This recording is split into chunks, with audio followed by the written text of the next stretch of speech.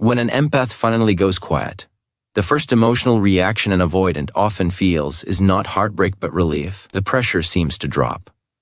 The long conversations, the intensity, the repeated invitations to be more present, more expressive, more consistent, all of it suddenly stops. For an avoidant nervous system that interprets closeness as overload, that quiet can feel like oxygen. They may tell themselves, good, this is calmer, or we both needed space, or this will blow over. And if you're the empath on the receiving end, that initial calm can feel brutal, because it looks like your pain didn't register. But this is where the truth gets more complex than appearances.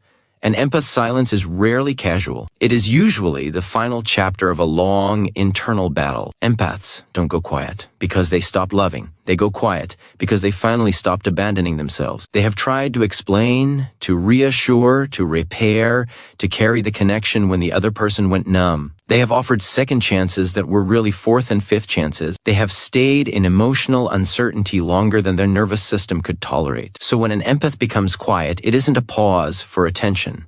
It's a boundary that arrives after exhaustion. It's grief turning into self-respect. It's the moment the empath stops holding the emotional architecture of the relationship alone. This is where the avoidance relief begins to crack. At first, they may not even name what they feel. They just notice the absence in small ways. The phone is quiet. The warmth they used to count on is missing. The empathic bridge that typically carried them over their own shutdown is no longer being built. The avoidant starts to experience something unfamiliar, the cost of their distancing without the cushion of someone else's overfunctioning. And that quiet, which initially felt like freedom, begins to feel like risk. Because avoidants don't only fear closeness, many also fear being left, especially being left after they have been genuinely seen. Distance used to offer control. It let them manage the pace, the depth, the timing of intimacy. If things got too vulnerable, they could deactivate and trust that the empath would keep the door open, soften the conflict, interpret the silence kindly, and preserve the bond. The empath's kindness and emotional stamina often created a safety net. Even when the avoidant pulled away, someone still protected the connection. Someone still made love feel possible. Silence removes that safety net. Now the avoidant is forced to face a possibility they hate to look at directly. The bond will not be maintained for them anymore. The quiet introduces the worst question for an avoidant. What if this is the end? And attached to that question is an even sharper one. What if I caused it? That is where guilt wakes up. That is where the mind starts replaying the last conversation, the last argument, your last tired expression, the last time you asked for reassurance and got distance instead. The avoidant may not call it guilt out loud, but their body feels the shift. The internal story changes from I needed space to I may have pushed too far. So what looks like an avoidant collapse is often a collision of fear and shame. Fear of losing you. Shame for hurting you. Fear of being the person who ruined something real. Shame for not knowing how to show up differently when intimacy demanded maturity. And instead of naming that directly, it leaks out as restless checking, sudden curiosity, small text messages, vague thinking of you signals, or a reappearance that feels confusingly intense. This is important to understand. That intensity is not always evidence of growth. Sometimes it's the nervous system trying to restore control and comfort, not the heart offering genuine repair. That's why this keynote matters so much for you as the empath. You must not confuse panic with progress. An avoidant can feel the threat of loss and still not be ready for real accountability. They might miss you deeply and still be unable to sustain emotional presence. They might want the comfort of your warmth without committing to the consistency that earned it. If you rush back into caretaker mode too quickly, the old cycle gets rewarded. Distance leads to silence. Silence triggers panic. Panic pulls you back, and the pattern survives unchanged. The deeper truth here is that an empath's silence changes the emotional economics of the relationship. The avoidant loses the privilege of being loved without consequence. They lose the assumption that you will always repair what they refuse to face. Your quiet becomes a mirror that reflects the real cost of their withdrawal. That mirror can become the beginning of change if they choose courage and steady accountability, or it can become the moment you finally choose yourself, not out of spite, but out of dignity and emotional survival. An empath's silence is not a tantrum, not a tactic, and not a countdown designed to make someone panic. It is the emotional equivalent of a door quietly closing after being held open for too long. When you understand that, you stop reading their quiet as paying hard to get and start seeing it for what it really is. A deep internal shift from overgiving to self-protection. Empaths are wired to connect. They notice energy changes before words are spoken. They feel the unspoken hurt behind an avoidance withdrawal. They are the people who can love you on your worst day and still remember your best self. And because of that gift, they often stay when they should step back. They explain what you already understand. They ask for the bare minimum in the gentlest tones. They take responsibility for conflicts that were never theirs to carry. So the empath's silence doesn't arrive suddenly. It is built slowly across months or years of tiny heartbreaks. It is born from the moment they realized they were doing all the emotional work, the moment they noticed that every serious conversation ended with them soothing you, not the relationship, the moment they understood that your I need space was becoming a lifestyle, while their needs were treated like pressure. The empath goes quiet after the last effort fails to change anything. This is why their silence is grief turning into self-respect. Grief, because they are mourning the version of love they thought was possible with you. Self-respect, because they finally choose to stop paying the emotional price for someone else's fear of intimacy. An empath doesn't stop loving overnight. They stop abandoning themselves. They reach a threshold where their nervous system says, if you stay in this dynamic, you will lose yourself. And when that threshold is crossed, quiet becomes safety. That safety looks like this: no more chasing answers that collapse into silence. No more auditioning for reassurance. No more explaining why consistency matters. No more lowering expectations so the relationship can survive. The empath's quiet is a boundary that says, I am not available for a love that only shows up when it's convenient. It is not revenge. It is recovery. It can feel terrifying to choose this kind of quiet because empaths are often scared of being seen as cold once they stop overfunctioning. But silence with integrity is not cruelty.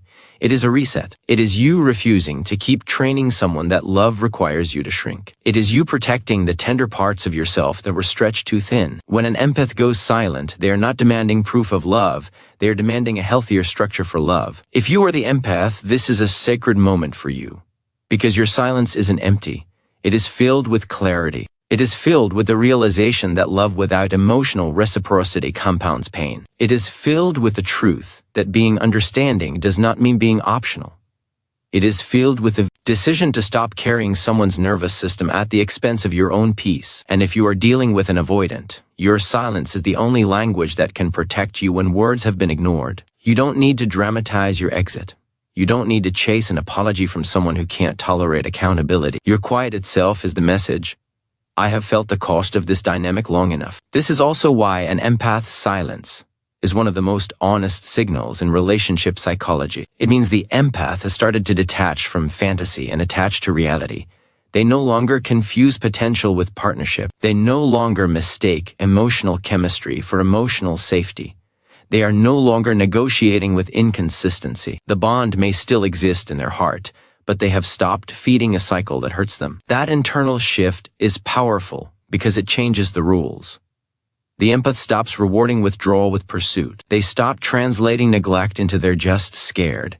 They stop turning someone's unhealed patterns into a full-time job. They become still, not because they don't care, but because they care about themselves more than the chaos. Many people misunderstand avoidance because they only study one fear, the fear of closeness. They see the shutdown, the distance, the silence, and assume it's pure indifference. But a deeper truth is that many avoidants live with two fears at once. They fear intimacy, and they also fear abandonment. That inner contradiction is exactly why an empath's withdrawal can activate a fierce attachment alarm that looks like emotional collapse. An avoidant nervous system is often trained to treat emotional intensity as danger. When love requires vulnerability, when a partner wants clarity, when accountability shows up, their body goes on alert. The instinct is to deactivate, minimize feelings, focus on flaws, get busy, go numb, or rationalize the distance. In that phase, the avoidant may look calm, even powerful. They control the pace of connection and tell themselves they are protecting their peace. But that sense of control often rests on an assumption that feels safe because it has been true for so long. The empath will keep the bond alive. The empath will reach out, clarify, forgive, reopen doors, and carry emotional oxygen into a room that has gone cold. This isn't always conscious manipulation. It is often an unconscious dependence on someone else's emotional labor. The avoidant can keep running from intimacy because part of them believe the relationship will still be there when they turn back around. Then the empath changes the pattern, not with drama, not with threats, but with a quiet boundary. The messages stop, the pleading stops, the emotional bridge building stops, and the avoidance system receives a new signal. This distance isn't just space anymore. It might be an ending. This is where the second fear awakens. Because many avoidants don't only fear being overwhelmed by love, they also fear being left once someone truly sees who they are. So when the empath becomes silent, the avoidance body experiences a destabilizing threat. The strategy that once created relief now creates risk. The safety net is gone. The person who used to soften every rupture is no longer repairing it alone. That is why the emotional flip can feel so confusing to you. The same person who seemed unmoved by your pain becomes restless. The same person who asked for space starts hovering at the edge of your life.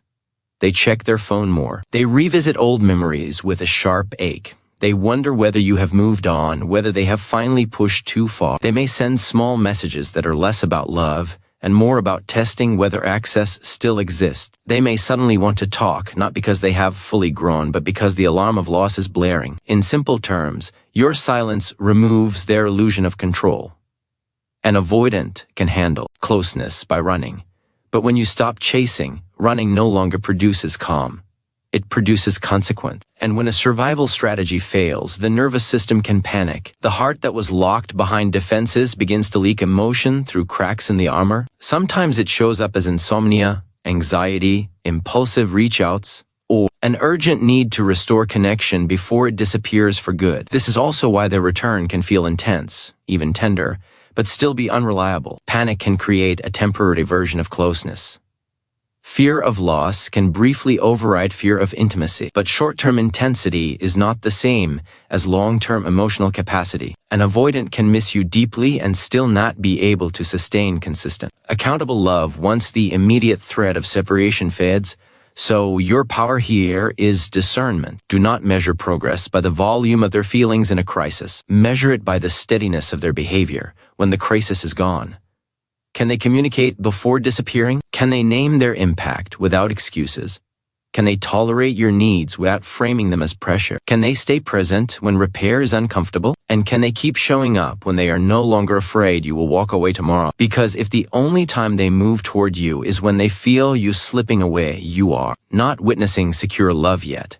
You are witnessing a nervous system trying to stop a loss. An avoidance panic is loud, but growth is quiet. Panic shows up when they sense you slipping away late-night texts, sudden vulnerability, a burst of affection, an urgent need to talk now, and promises that sound beautiful but arrive after the damage is done. It can feel intoxicating to an empath who has been starving for reassurance. Your heart wants to believe, this is it, they finally get it. But your wisdom has to stand in front of your hope, because fear of loss can push a person to act in ways they cannot yet sustain. Real growth is not a moment, it is a pattern. It is not what they say when they're afraid of losing you. It is what they do when they feel safe again. Many avoidants can access tenderness in crisis because a crisis is a short emotional sprint. A healthy relationship is an everyday marathon. It requires steady communication, emotional responsibility, and predictable care even when there is no dramatic threat forcing them to show up. If they hurt you, went distant, and then returned in a rush of emotion, you are not obligated to treat that return as proof of transformation. Panic can be about restoring comfort or regaining control over the connection because they suddenly feel it slipping out of their hands. It can sound like love and still be driven by self-protection. The difference is repair. A person who has truly grown doesn't just rush back into your life with feelings. They take responsibility for the impact of their absence. They name what they did. They validate what it cost you. They ask what you need to feel safe again. And they understand that trust is rebuilt through months of aligned behavior, not one emotional night. Watch the behaviors that require humility. Do they initiate real conversations instead of waiting for you to be the emotional leader? Do they apologize without immediately defending themselves? Do they show empathy for your pain without shifting the spotlight to their stress or their fear? Do they respect your boundaries without trying to negotiate them down with charm, urgency, or guilt? These are the moments where growth reveals itself. Consistency also has a time signature.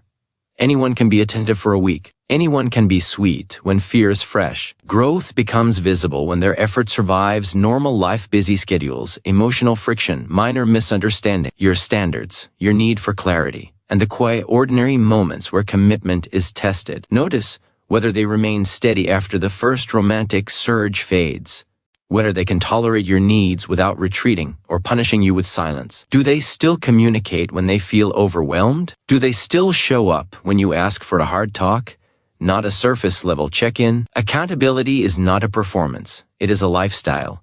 You can feel the difference in your body. A person who's panicking will try to fast-forward intimacy without fixing the foundation. They may want immediate closeness, immediate forgiveness, immediate access to your energy, while skipping the hard conversation about what must change. They may pressure you to start fresh without honoring what the past did to your trust. They may re-enter your life with warmth but no plan, words but no follow-through. This is where you practice a courageous kind of patience, not the patience of waiting for potential, but the patience of observing reality. You can give someone the opportunity to demonstrate change without giving them full access to your heart immediately. You can say yes to dialogue and no to rushing.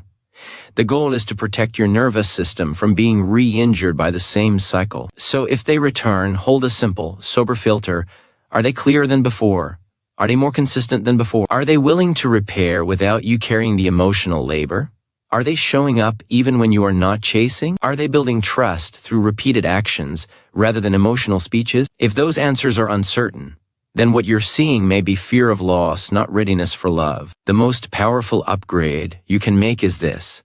You stop being convinced by intensity and start being persuaded by integrity. An avoidance crisis can look like love, sound like love, even feel like a long-awaited breakthrough. But that doesn't automatically mean it is the beginning of healthy intimacy. This is one of the hardest truths for an empath to accept, because empaths are built to see the good, the pain, the potential. You don't just hear someone's words, you hear the wounded child behind them. You don't just notice behavior, you notice the fear driving it. And that gift is beautiful, but it becomes dangerous when you mistake someone's emotional emergency for someone's emotional maturity. A crisis is a reactive state. It is the nervous system scrambling to restore safety. When an avoidant senses loss, the fear of abandonment can override the fear of closeness for a short window. That's why they can suddenly become attentive, affectionate, apologetic, even unusually vulnerable. For you, it can feel like a miracle. You've been waiting to see signs of depth, to see evidence that your love mattered. So when they finally show emotion, your heart wants to interpret it as transformation. But emotion is not the same as capacity. Healthy intimacy is not built on how someone feels in panic. It is built on how someone behaves when there is no panic at all. An avoidance crisis often focuses on relief more than repair. They may want to reconnect quickly, soften the tension, restore access to you, and return the relationship to comfort. That might include messages that sound heart-touching but are vague about change. I miss you. I was overwhelmed. I didn't mean to hurt you. Let's not lose this. These words can be sincere, but sincerity is not a strategy. The empath must look for something stronger and rarer, accountability with a plan. Real repair requires a person to tolerate discomfort without escaping it. It requires them to face your pain without minimizing it, to admit the impact of their distance, to stay present when the conversation is emotionally heavy. A crisis can produce tears, but growth produces consistency. A crisis can produce urgency, but growth produces reliability. A crisis can produce grand promises, but growth produces small, repeated actions that rebuild trust brick by brick. This is where your self-respect becomes your compass. If you are the empath, your nervous system has likely been conditioned to equate intensity with safety. You may have learned that the only time you receive reassurance is after you reach your limit. The only time you receive softness is when you are about to walk away. The only time they show up emotionally is when the relationship is on the edge, and that pattern can become addictive because the relief after pain feels like intimacy. But it is not intimacy. It's a cycle. The danger is that you start accepting crisis love as your standard. Crisis love is inconsistent. It appears when you withdraw. It disappears when you relax. It demands quick forgiveness but avoids deep change. It wants closeness without the emotional responsibility that makes closeness safe. And if you keep responding to crisis love with immediate full access to your heart, you unintentionally teach the relationship that fear is the only trigger for effort. You become locked into a system where your pain is the price of their presence. So the empath's task is not to punish the avoidant. It is to pace the relationship according to reality. You can be open to communication while staying loyal to your boundaries. You can listen without rushing to soothe. You can acknowledge their fear without making it the center of the story. You can say, "I hear you and I need to see consistent behavior over time." This is not coldness. This is wisdom. You must also trust the part of you that notices patterns. The part that remembers how many times you were promised change. The part that remembers how quickly the affection faded once you were back in reach. The part that knows the difference between a heartfelt moment and a sustainable shift. Your heart can be compassionate while your standards are uncompromising. Because the truth is, a person can truly miss you and still not be ready to love you well. Readiness looks like them initiating healthy conversations without needing a crisis to trigger it. Readiness looks like them checking in before they disappear, not after.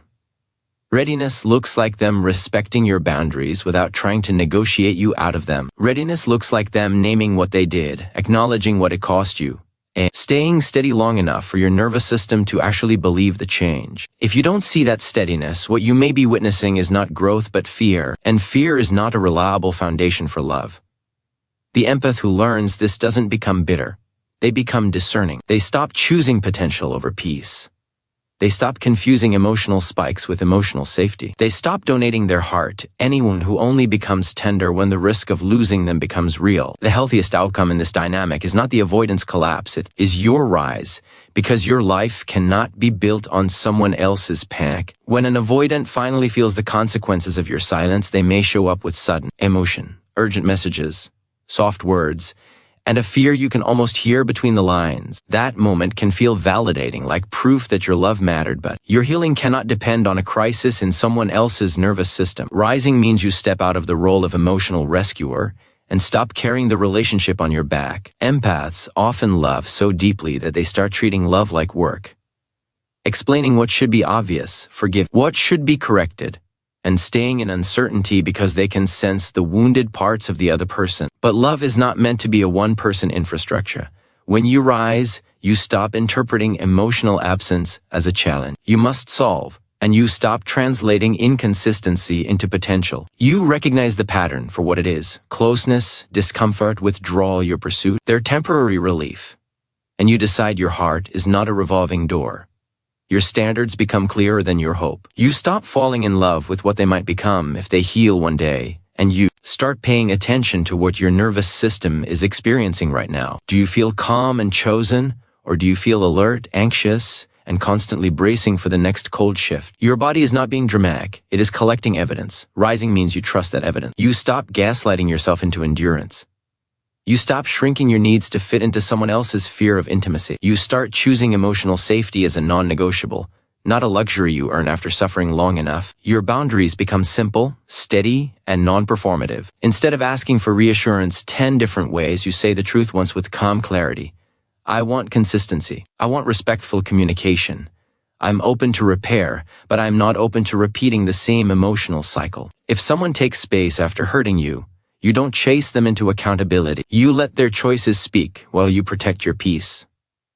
This is not punishment. This is dignity. Self-worth here is not a slogan. It is behavior. It is the decision to stop proving you are lovable to someone who only becomes tender when they fear losing access to you. It is the willingness to be alone rather than be half-chosen. It is the courage to require effort that lasts beyond a single emotional surge. When you rise, you understand that love without reliability is not devotion. It is self-abandonment. You learn that you are not responsible for regulating someone else's inner chaos while your own heart gets neglected. You also learn to separate their emotion from their capacity. An avoidant can feel a lot and still be unable to sustain healthy closeness. They can miss you and still repeat the same pattern once the panic fades. Your rise protects you from confusing intensity with intimacy. It teaches you to look for the real markers of change, consistent contact, accountability without defensiveness, repair that centers your experience, an effort that continues when there is no emergency, pushing them to act. And if the avoidant truly wants to come back in a healthy way,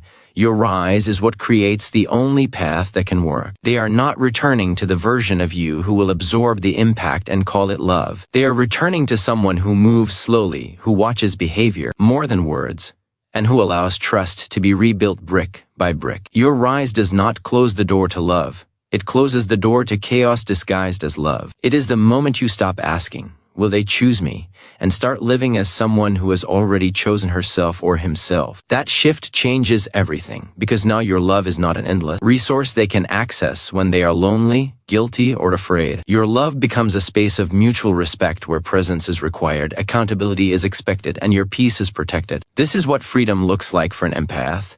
Not the day the avoidant collapses, but the day you no longer need that collapse to know your worth.